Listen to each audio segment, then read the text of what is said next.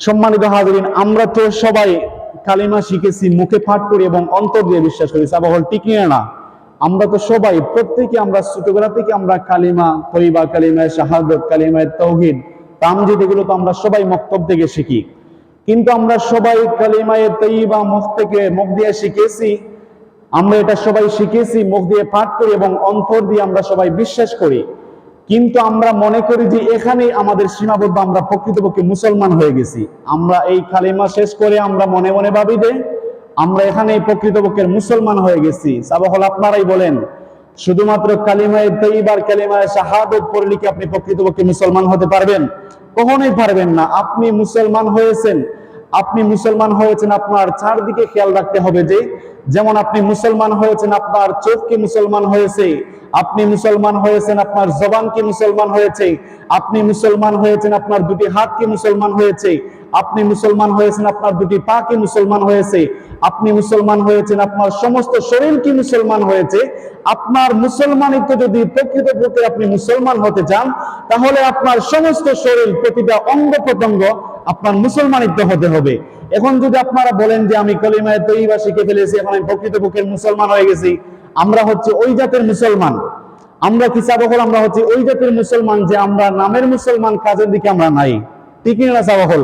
আমরা হচ্ছে নামের মুসলমান কিন্তু আমরা কাজের দিকে নাই। কেমন কাজ? যেমন আল্লাহ তাআলা বলেন, ওয়ালা তামুতুন্না ইল্লা ওয়া আনতুম মুসলিমুন, হে ঈমানদারগণ তোমরা মুসলমান না হয়ে ইন্তেকাল করো না। মুসলমান হতে গেলে কি করা লাগবে? আমরা প্রকৃতপক্ষে মুসলমান কখন হতে পারবো? আল্লাহ পাক রব্বুল আলামিন কুরআনুল কারীমের মধ্যে ইরশাদ করেন, আল্লাযীনা হুম ফী সালাতিহিম খাশিঈন। আল্লাহ পাক রব্বুল আলামিন বলেন, খুশু খুজুর সাথে যারা নামাজ আদায় করে, খুশু খুজুর সাথে যারা সালাত আদায় করে, তারাই হচ্ছেন প্রকৃত মুসলমান। খুশি খুজুর বলতে কি বুঝি আমরা? খুশু খুজুর হচ্ছে আপনি সর্বাবস্থায় নামাজ পড়তে হবে, আপনি কষ্টের সময় নামাজ পড়তে হবে, দুঃখের সময় নামাজ পড়তে হবে, সুখের সময় আপনাকে নামাজ পড়তে হবে।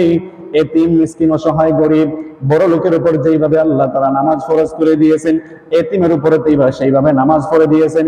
অর্থাৎ সর্ব অবস্থায় নামাজ পড়াই হচ্ছে খুশু খুজুর সালাত। সর্ব অবস্থায় নামাজ পড়াই হচ্ছে খুশু খুজুর সালাত। আর যারা প্রকৃতপক্ষে মুসলমান হয়েছে, তারাই খুশু খুজুর সাথে দৃষ্টির ভাবে আল্লাহ সুবহানাহু ওয়া তাআলার সন্তুষ্টির জন্য তারাই নামাজ পড়েন। আর আমরা কিভাবে নামাজ পড়ি?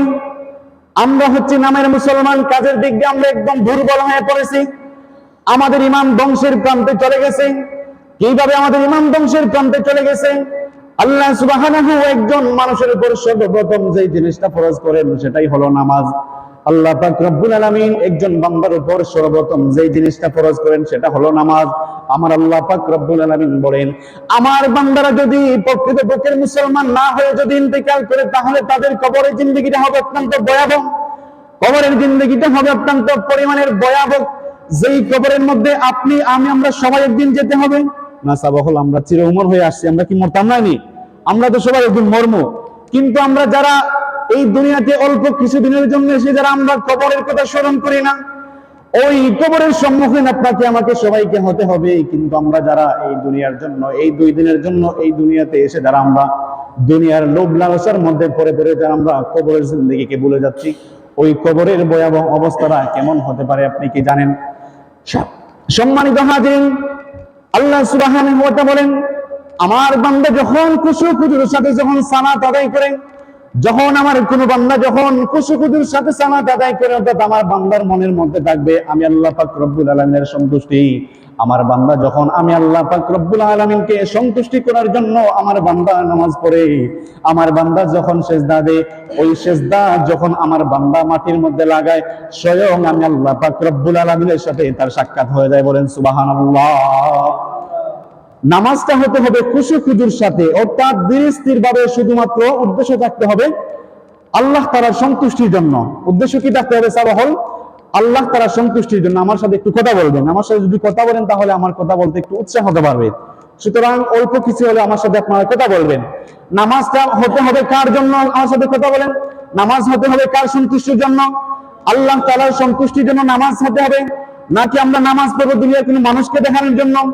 আপনি আমি যদি এই দুনিয়ার কোনো মানুষকে দেখানোর জন্য যদি নামাজ পড়ি, নামাজ পড়তে পড়তে যদি কপালের মধ্যে যদি কালো দাগ ফেলে দেই, একটা সেজদাও আল্লাহ পাক রব্বুল আলামিনের দরবারে কবুল হবে না।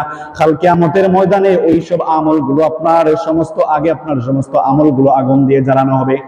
ফেরেশতাগণ আল্লাহ পাক রব্বুল আলামিনকে ডাক দিয়ে বলবেন, ও দয়াময় আল্লাহ, আপনার বান্দা তো আপনাকে সন্তুষ্টি করার জন্য নামাজ পড়েছে, আপনাকে সন্তুষ্টি করার জন্য তো আপনার বান্দা আমল করেছে, তাহলে কেন আজকে আপনার বান্দাদের আমল কেন আপনি এইভাবে আগুন দিয়ে জ্বালিয়ে ফেলেন?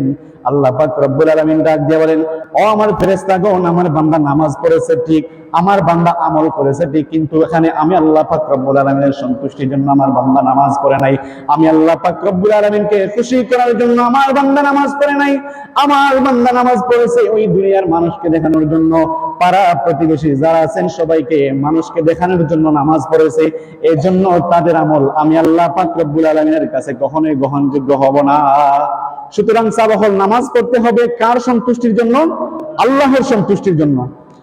আজকে আমরা যারা নামাজ পড়ি না, মসজিদের মাইকের মধ্যে আজানের শব্দ শোনা যায়, এটা শোনার পরে আমরা যারা নামাজ পড়ি না, কাল কিয়ামতের ময়দানের ভাই কি জবাব দিব আমরা আল্লাহ পাক রব্বুল আলামিনের কাছে? আপনাকে আমাকে সবাইকে একদিন মৃত্যুবরণ করতে হবে। মৃত্যুবরণ করার পরে যখন আপনার আমার নামাজের হিসাব রব্বুল আলামিন নেবেন, তখন আমরা কিভাবে ওই রবের কাছে আমাদের নামাজের হিসাবটা দিব?